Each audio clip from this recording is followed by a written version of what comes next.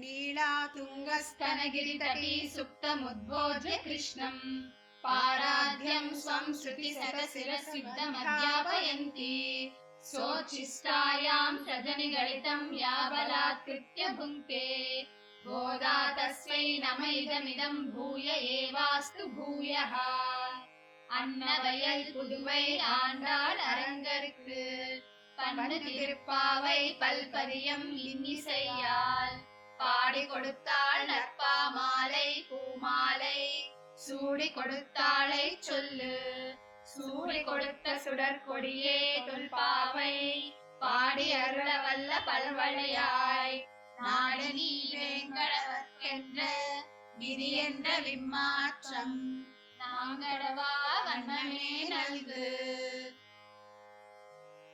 21వ పాసురం.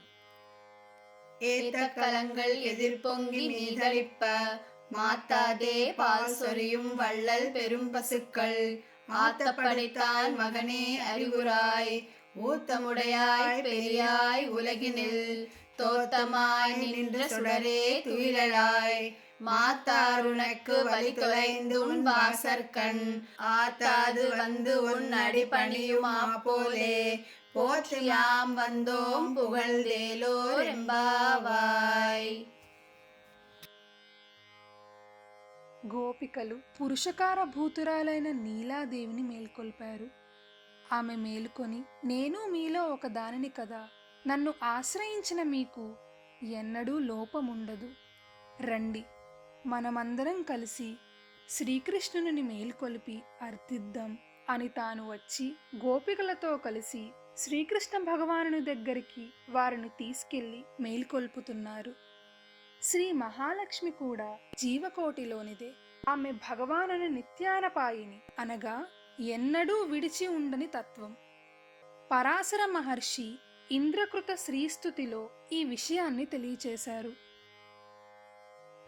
దేవత్వే దేవదేహేయం మనుష్యత్వే చ మానుషీ విష్ణోర్దేహానురూపాం వై కరోత్యేషాత్మనస్తను అనగా పరమాత్మ దైవంగా ఉన్నప్పుడు తాను దైవమై శ్రీరామ అవతారంలో పరమాత్మతో పాటు తాను మానవ రూపం ఎత్తి పరమాత్మ ఏ విధమైన అవతారం ఎత్తితే దానికి తగిన రూపంలో విష్ణుమూర్తితో నిత్యం విడిచిపెట్టకుండా ఉంది మహాలక్ష్మి.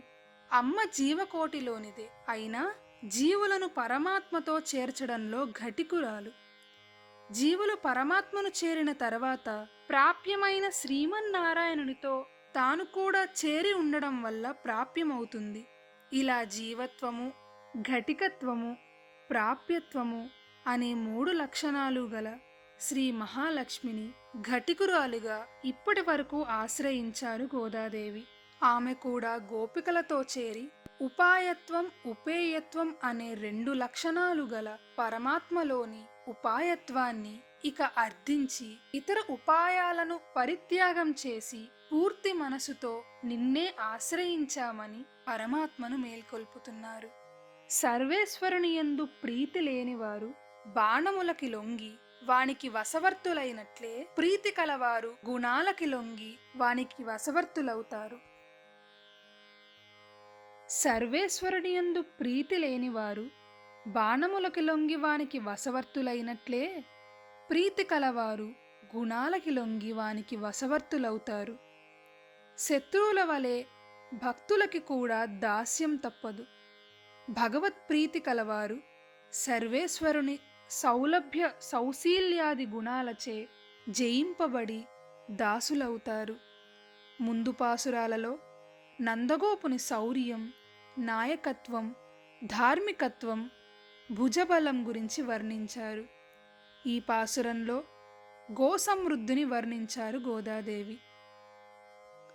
ఆచార్య ఉపదేశంతో లభించిన మంత్రాన్ని మననం చేయడం వల్ల మనస్సులో భాసించు అంతర్యామి అందును అర్చామూర్తి అందును పరిపూర్ణమైన పరబ్రహ్మంని అందుతారు. గోపికలు శ్రీకృష్ణ పరమాత్మను సాక్షాత్తు వేద ప్రతిపాద్యుడైన పరబ్రహ్మమే అని గుర్తించినట్లు ఇందులో చెబుతున్నారు. ఓ శ్రీకృష్ణ, నిన్ను మేము నందగోపుని కుమారుడవని, సులభుడివని, ఆశ్రయించాము. వ్యూహరూపివై క్షీరాబ్దియందు శయనించిన శేషసాయిని మేము ఆశ్రయించలేదు. మమ్మల్ని పొందడానికి మా వంశాన్ని ఆశ్రయించి మా నందగోపుని కుమారుడిలా అవతరించి నిన్ను ఆశ్రయిస్తున్నాము, మేల్కొనవయ్యా అని లేపుతున్నారు. కోరిక ఆత్మస్వరూపంలో భాగము కానీ ప్రత్యేకంగా తెచ్చిపెట్టుకునేది కాదు. అందుచేత కోరిక ఉపాయం కాదు. అందుచేత నిత్యము విడిచి ఉండని శ్రీ మహాలక్ష్మి కూడా క్షణకాలం కూడా విడిచి ఉండలేని సర్వదా శ్రీమన్నారాయణుని సంశ్లేషాన్ని అర్థించుతూనే ఉండును. నిత్యసూరులు కూడా సదా పశ్యంతి సూరయః సర్వదా భగవానుని చూడాలని కోరుతూనే ఉందురు. అందుచేత కావాలని కోరడం స్వరూపమే కాని ఉపాయం కాదు. పొదుగు కింద పెట్టిన పాత్రలు నిండినట్లు పాలు పడుతున్నప్పుడు ఆ పాలధార యొక్క తీవ్రత వల్ల పాత్రలలో నుంచి పొంగు వస్తుంది. ఆచార్యుల ఉపదేశించే భగవత్ స్వరూప గుణవైభవమే పాలు.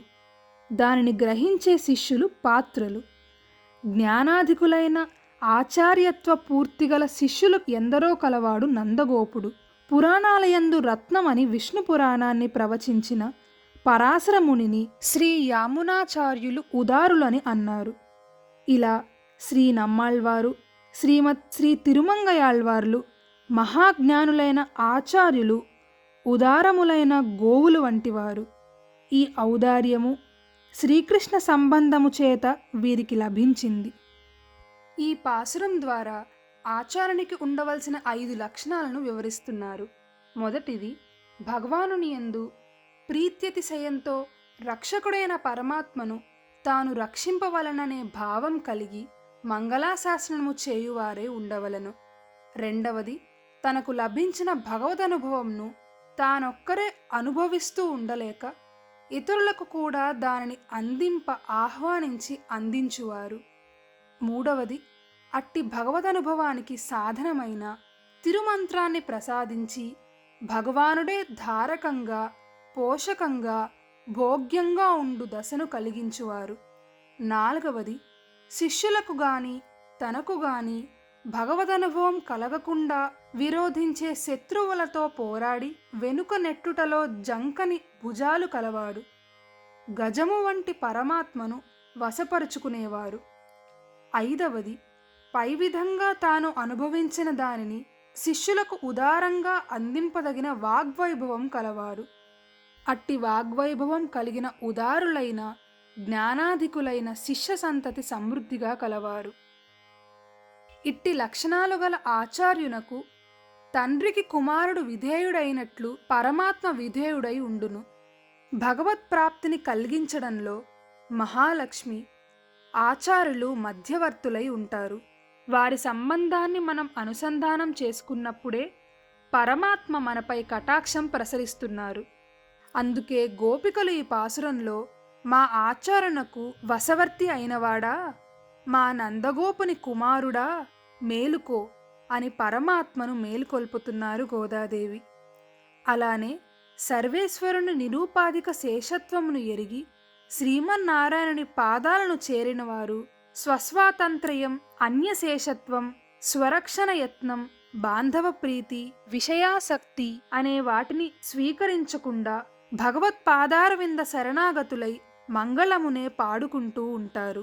మేము నీ వద్దకు వచ్చి నిన్ను అర్థిస్తున్నాము అని గోదాదేవి తమ స్థితిని శ్రీకృష్ణునకు నివేదించి ఇకనైనా మేలుకో అని వేడుకుంటున్నారు.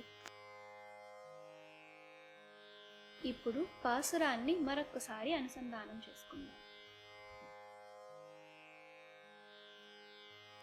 ஏத்தக்கலங்கள் எதிர்பொங்கி மீதளிப்ப மாத்தாதே பால் சொரியும் வள்ளல் பெரும் பசுக்கள் ஆத்தப்படைத்தான் மகனே அறிவுராய் ஊத்தமுடையாய் பெரியாய் உலகினில் தோத்தமாய் நின்ற சுடரே துயிலழாய் மாத்தாருனக்கு வழி தொலைந்து உன் வாசற்கண் ஆத்தாது வந்து உன் அடிபணியுமா போலே போற்றியாம் வந்தோம் புகழ்ந்தேலோர் எம்பாவாய்.